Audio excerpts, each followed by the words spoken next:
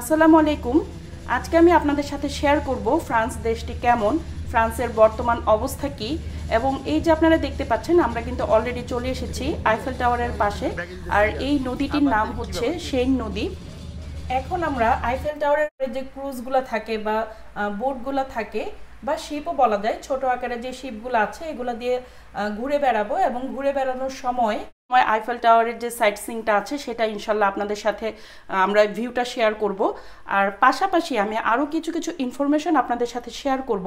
সেটা হচ্ছে আপনারা যারা বাংলাদেশ থেকে ফ্রান্সে আসতে চাচ্ছেন, আপনারা অনেকেই কোয়েশ্চেন করেছেন বাংলাদেশ থেকে কি সরাসরি ফ্রান্সে আসা যায় কি না, এবং বাংলাদেশে কিন্তু একটা ফ্রান্স এমবেসি আছে ঢাকাতে, তো ওখান থেকে কি ওয়ার্ক পারমিট নিয়ে সরাসরি ফ্রান্সে আসা যায় কি না।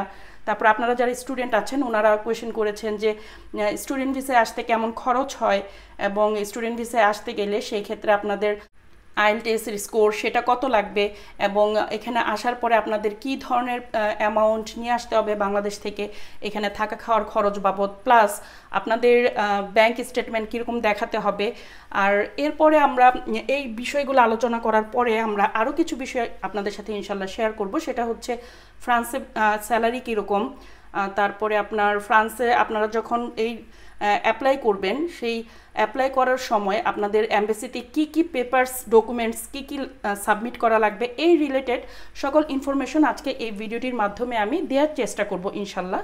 তো প্রথমেই আমি যে বিষয়টি আপনাদের সাথে শেয়ার করব সেটা হচ্ছে ফ্রান্স দেশটি কেমন।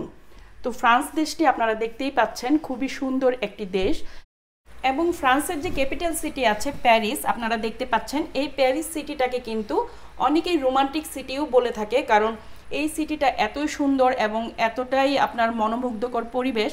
তো এটাকে কিন্তু অনেক আগে থেকেই এই সিটিটাকে অনেক দেশের কবি সাহিত্যিকরা রোমান্টিক সিটি হিসেবে কিন্তু ঘোষণা দিয়েছে। তো এই দেশটি আসলে অনেকের কাছে একটা স্বপ্নের দেশ, এবং প্যারিস সিটিটা হচ্ছে অনেকের কাছেই একটা স্বপ্নের শহর।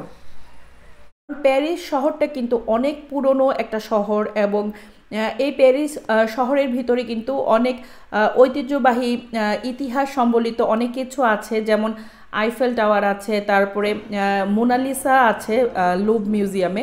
তো এরকম প্যারিস সিটিতে কিন্তু অনেক কিছু আছে যেগুলো ফ্রান্সের এবং ইউরোপের অনেক ইতিহাস বহন করে, এবং ফ্রান্স কিন্তু আপনার শিল্প সাহিত্য তারপরে সাংস্কৃতিক অনেক কিছু আছে যেগুলোর জন্য ফ্রান্স একটি বিখ্যাত কান্ট্রি। আর ফ্রান্সে কিন্তু আপনার কসমেটিক্স যেমন আপনার লরিয়াল এরকম অনেক ধরনের ব্র্যান্ড আছে যেটা কিন্তু খুবই প্রমিনেন্ট অন্যান্য দেশের কাছে। এছাড়াও ফ্রান্সের পারফিউমের অনেকগুলো ব্র্যান্ড আছে যেগুলো খুবই প্রমিনেন্ট ব্র্যান্ড। তো যাই হোক, আপনারা মোটামুটি তো একটা আইডিয়া পেলেন যে ফ্রান্স আসলে দেশটা কীরকম। তো এখন আমি আপনাদের সাথে শেয়ার করব ফ্রান্সে যারা স্টুডেন্ট ভিসায় আসতে চান ওনাদের খরচ কেমন পড়বে, ফ্রান্সের স্টুডেন্ট ভিসায় আসার জন্য কীরকম পয়েন্ট লাগে, তারপরে ফ্রান্সে কি ওয়ার্ক পারমিট ভিসায় আসা যায় কি না, আর ফ্রান্সে কোন ভিসাটাতে আসা বেশি সহজ, ট্যুরিস্ট ভিসা নাকি আপনার স্টুডেন্ট ভিসা নাকি ওয়ার্ক পারমিট ভিসা, এখানে ফ্রান্সের যে ভিসা ফি আছে এটা আপনারা কিভাবে এই ভিসা ফিটা সম্পর্কে জানতে পারবেন। তো এই রিলেটেড কিছু ইনফরমেশন এখন আমি আপনাদের সাথে ইনশাল্লাহ শেয়ার করব। তো অনেকেই মনে করে বাংলাদেশ থেকে সরাসরি ফ্রান্স এম্বাসি থেকে ভিসা নিয়ে ফ্রান্সে আসা যায় না। এটা আসলে সম্পূর্ণ একটা ভুল ধারণা। আমাদের বাংলাদেশের ঢাকাতেই কিন্তু ফ্রান্স এম্বাসি আছে, আমরা ডেসক্রিপশনে সেটার অ্যাড্রেস দিয়ে রাখবো। আর আমরা কিন্তু ফ্রান্সে এসেছিলাম সরাসরি বাংলাদেশের যে ফ্রান্স এম্বাসি আছে সেখান থেকে ভিসা নিয়ে, যার কারণে আমি খুব কনফিডেন্টলি 100% শিওর হয়ে আপনাদেরকে বলতে পারবো যে বাংলাদেশ থেকে ডিরেক্ট ফ্রান্স এম্বাসি থেকে ভিসা নিয়ে কিন্তু ফ্রান্সে আসা যায় ট্যুরিস্ট ভিসায়, স্টুডেন্ট ভিসায়, ওয়ার্ক পারমিট ভিসায় এবং বিজনেস ভিসায়। আপনারা যে ভিসাতেই আসতে চান না কেন আপনারা ডিরেক্ট বাংলাদেশের ঢাকাতে যে ফ্রান্স এম্বাসি আছে সেখানে অ্যাপ্লাই করে আপনারা ওখান থেকেই বাংলাদেশ থেকেই সরাসরি ভিসাটি নিতে পারবেন। তো আপনাদের মনে এখন অনেকেরই প্রশ্ন আসতে পারে যে বাংলাদেশ থেকে ফ্রান্সে আসতে ভিসা ফি কত। আসলে এখানে এক এক ধরনের ভিসার ফি কিন্তু এক এক রকম, এবং এই ভিসা ফিটা কিন্তু কিছুদিন পরপর চেঞ্জ হয়। এটা ভিসা ফি কিন্তু আসলে ফিক্স না, এটা চেঞ্জেবল। সুতরাং আপনারা যখন ভিসার জন্য অ্যাপ্লাই করবেন যদি সেটা ওয়ার্ক ভিসা হয়ে থাকে সেটার জন্য এক ধরনের ভিসা ফি হবে, যদি ট্যুরিস্ট ভিসা হয় সেটার জন্য আলাদা ভিসা ফি হবে, আর যদি আপনারা স্টুডেন্ট ভিসার জন্য অ্যাপ্লাই করেন সেটার ভিসা ফি আলাদা।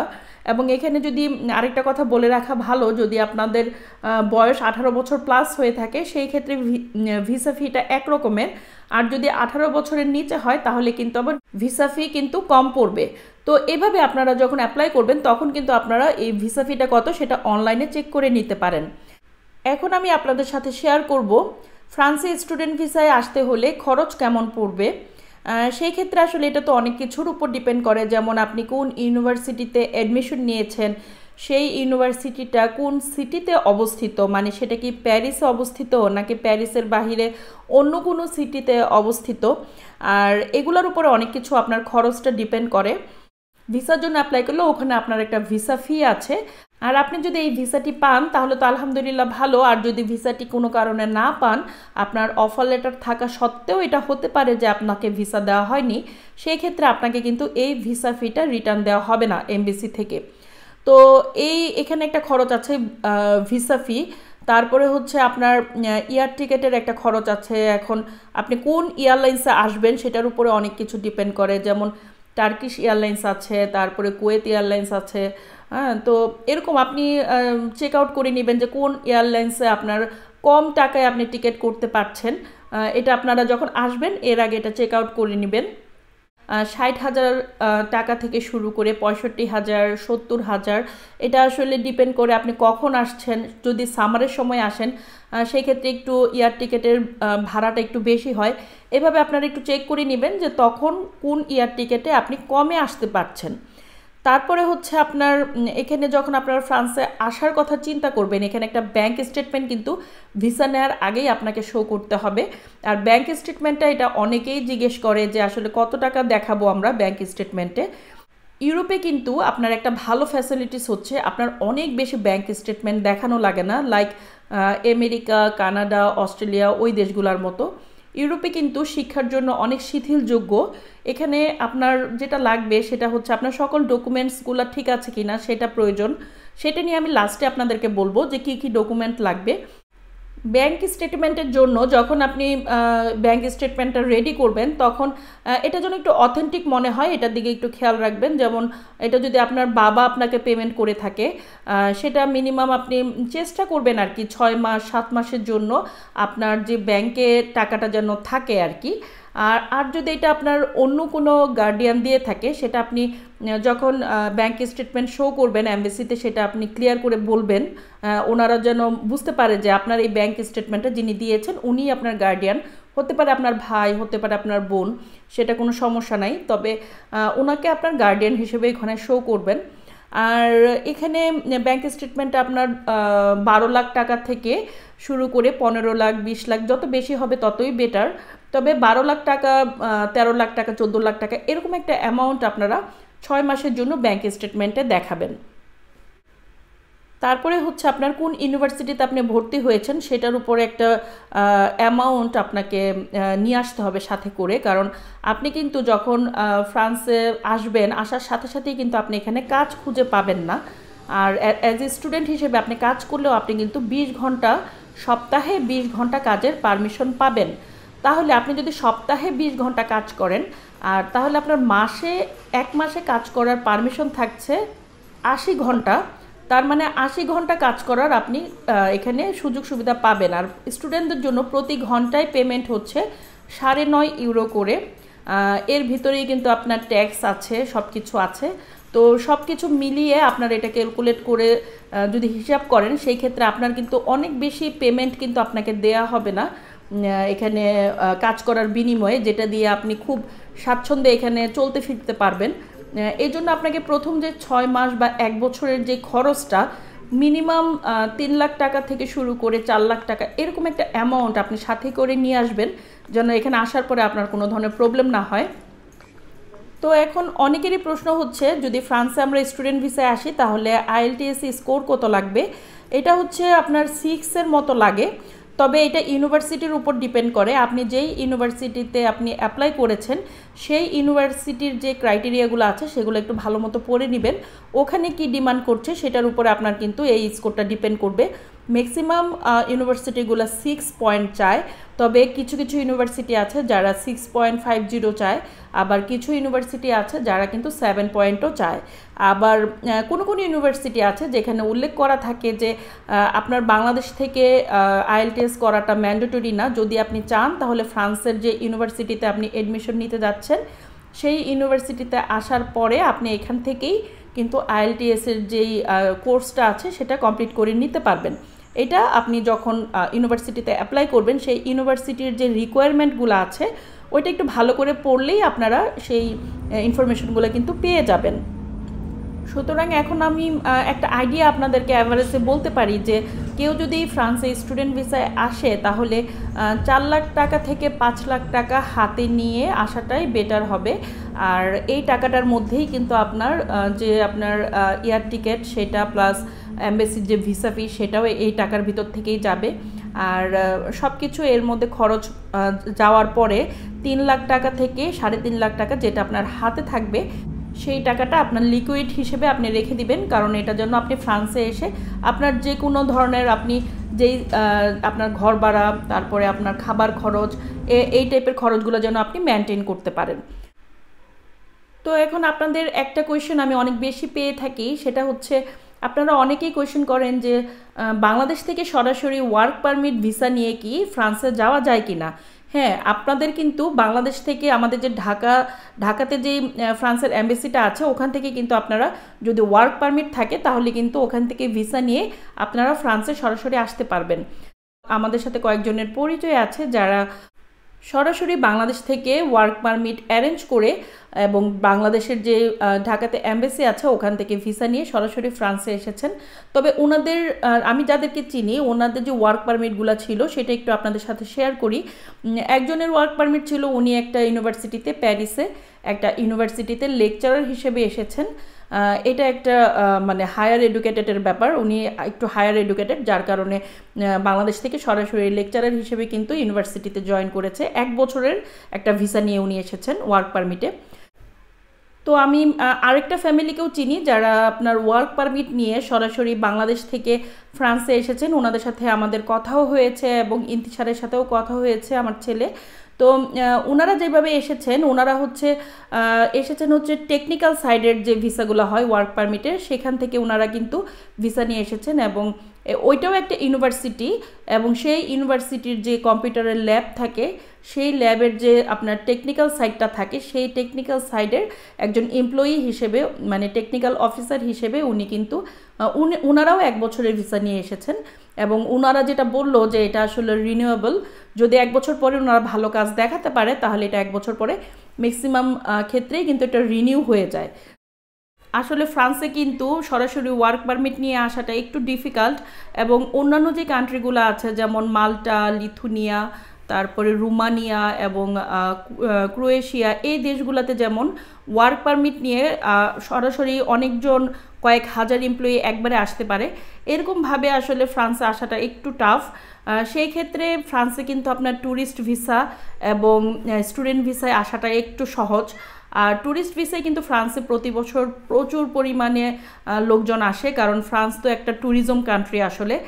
এবং ট্যুরিস্ট ভিসায় আসার ক্ষেত্রে আপনারা যদি একটু ভালো ব্যাংক স্টেটমেন্ট দেখাতে পারেন এবং আপনাদের যদি একটু ভালো মানে স্ট্যাটাস আপনারা শো করতে পারেন এমবাসিতে, তাহলে কিন্তু ট্যুরিস্ট ভিসাটা একটু সহজেই পাওয়া যায়। এখন আমি আপনাদের সাথে শেয়ার করব ফ্রান্সের স্যালারি কত বা ফ্রান্সের মিনিমাম স্যালারি কেমন। তো ফ্রান্সের বেতনটা আসলে ডিপেন্ড করে আপনি কতক্ষণ কাজ করছেন সেটার উপরে। যদি কেউ ফুল টাইম এখানে জব করে মানে সপ্তাহে যদি 35 ঘন্টা কাজ করে তাহলে 1 মাসের স্যালারি পাবে 1800 ইউরো প্লাস, মানে বাংলাদেশি টাকায় কিন্তু 2 লাখ টাকার উপরে। এটা হচ্ছে ফ্রান্সের স্মিক স্যালারি, অথবা এটা আমরা বাংলাদেশি ভাষায় যদি বলতে চাই তাহলে এটা হচ্ছে মিনিমাম স্যালারি। এটা হচ্ছে গভর্নমেন্টের একটা রুলস যে কেউ যদি ফ্রান্সে ফুল টাইম জব করে এবং প্রতি সপ্তাহে যদি 35 ঘন্টা প্লাস আপনার জব করে তাহলে তাকে 1 মাসের বেতন হিসেবে 1800+ মানে 1820 ইউরো না সামথিং লাইক দ্যাট, এর নিচে বেতন দেওয়া যাবে না। এটা হচ্ছে ফ্রান্সের রুলস। আর কেউ যদি স্টুডেন্ট হয়ে থাকে সেই ক্ষেত্রে কিন্তু পেমেন্টটা হবে, সপ্তাহে একজন স্টুডেন্ট 20 ঘন্টা কাজ করার পারমিশন পায় এখানে ফ্রান্সে, কারণ ওদের তো পড়াশোনাতেও সময় দিতে হয়, ইউনিভার্সিটিতে ক্লাস থাকে, পড়াশোনা করতে হয়, তারপরে যে সময়টা পায় সেখান থেকে সপ্তাহে তারা 20 ঘন্টা কাজ করার পারমিশন পায়। এবং এই 20 ঘন্টা কাজ করলে এটা ঘন্টা হিসেবে পেমেন্ট হয়, প্রতি ঘন্টায় 9 ইউরো করে স্টুডেন্টদেরকে দেয়া হয়। তো যাই হোক, এখন আমি আপনাদের সাথে শেয়ার করব যখন আপনারা এমবেসিতে অ্যাপ্লাই করবেন তখন আপনাদের কি কি ডকুমেন্ট লাগবে। এটাই হচ্ছে আমাদের ভিডিওর লাস্ট পার্ট। আর এটা আমি খুবই সংক্ষেপে খুব দ্রুত আর কি বলে দেওয়ার চেষ্টা করব, কারণ ভিডিওটি অলরেডি অনেক বড় হয়ে গেছে। তো যাই হোক, এখন আমি আপনাদের সাথে শেয়ার করছি যে কি কি প্রয়োজনীয় কাগজপত্র আপনাদের লাগবে। 1 নাম্বার হচ্ছে আপনাদের একটি পাসপোর্ট লাগবে, যেটা মেয়াদ থাকতে হবে 1 বছরের। 2 নাম্বার হচ্ছে আপনাদের 4 কপি ছবি লাগবে, যেটা পাসপোর্ট সাইজের মতো, বাট এটার একটা আলাদা ভিসার জন্য যে ছবিগুলো লাগে এটার একটা আলাদা সাইজ আছে, সেটা আপনারা যে এমবেসির আশেপাশে যে স্টুডিওগুলো আছে ওখান থেকে প্রিন্ট করিয়ে নেবেন, তাহলে আর কোনো কনফিউজড থাকবে না। বা ওখান থেকে আপনারা যখন অনলাইনে অ্যাপ্লাই করবেন ওখান থেকে যে ছবির যে মাপটা আছে সেটা নিয়ে নেবেন, সেই স্টুডিওর লোকেরা ভালো বলতে পারবে এই মাপটা সম্পর্কে। তারপর 3 নাম্বার হচ্ছে আপনার ভোটার আইডি কার্ডের ফটোকপি। 4 নাম্বার হচ্ছে আপনার জন্ম নিবন্ধনের ফটোকপি। 5 নাম্বার হচ্ছে আপনার বাবা মার যে ভোটার আইডি আছে সেটার ফটোকপি। 6 নাম্বার হচ্ছে আপনাদের ব্যাংক স্টেটমেন্ট। ব্যাংক স্টেটমেন্টটা ম্যাক্সিমাম ক্ষেত্রে যারা স্টুডেন্ট ভিসায় আসবেন বা যারা আপনার ট্যুরিস্ট ভিসায় আসবেন বা বিজনেস ভিসায় আসবেন ওনাদের জন্য খুবই ম্যান্ডেটরি। যারা ওয়ার্ক পারমিট ভিসায় আসবেন ওনারা জাস্ট 2-3 লাখ টাকা দেখালেও খুব একটা প্রবলেম হয় না। তারপর 7 নাম্বার হচ্ছে আপনার করোনা ভাইরাসের টিকা আপনি দিয়েছেন কিনা বা ওই রিলেটেড কিছু সার্টিফিকেট।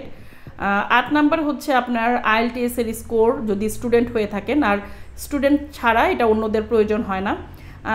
এই জিনিসগুলোই আপনাদের লাগবে। আর অবশ্যই আরেকটা জিনিস আপনারা খেয়াল রাখবেন, সেটা হচ্ছে প্রয়োজনীয় কাগজপত্রগুলো যখন আপনারা নেবেন, আপনারা ওখানে যেখান থেকে অ্যাপ্লাই করবেন ওখানে কিন্তু সব কিছু লেখাই থাকে যে আপনাদের কী কী ডকুমেন্ট লাগবে, ওইটা আপনারা একটু যাচাই করে নেবেন যে আপনাদের সকল ডকুমেন্ট ঠিক আছে কিনা। আমার এখানে যে লিস্টটা আমি করেছি এটা এখানে কিছু বাদও যেতে পারে। তো যাই হোক, আজকের ভিডিওটা এই পর্যন্তই ছিল। ভালো থাকবেন। আপনাদের কোনো কোয়েশ্চেন থাকলে আমাদের কমেন্ট সেকশনে জানাতে পারেন। আল্লাহ আপনাদের সবাইকে ভালো রাখুন। আল্লাহ হাফেজ।